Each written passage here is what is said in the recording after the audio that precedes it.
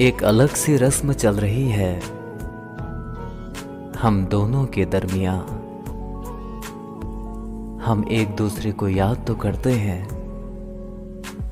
मगर बात नहीं करते। तकदीर के लिखे पर कभी शक मत करना यारो।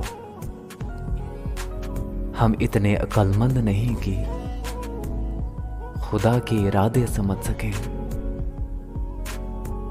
कुछ इस कदर बदला है ये वक्त मेरा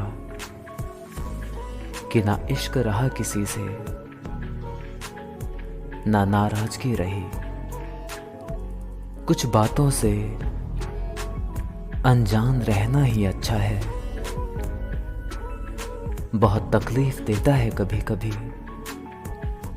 सब कुछ जान लेना भी। मुफ्त में नहीं सीखा है उदासी में मुस्कुराने का हुनर।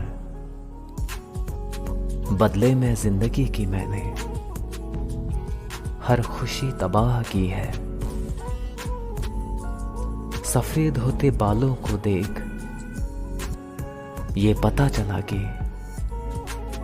तुमसे इश्क करते करते एक जमाना बीत गया।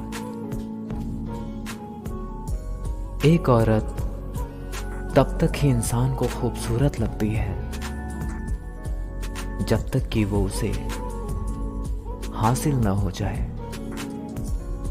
और जो चीज इंसान को हासिल हो जाए इंसान उसकी कद्र करना छोड़ देता है।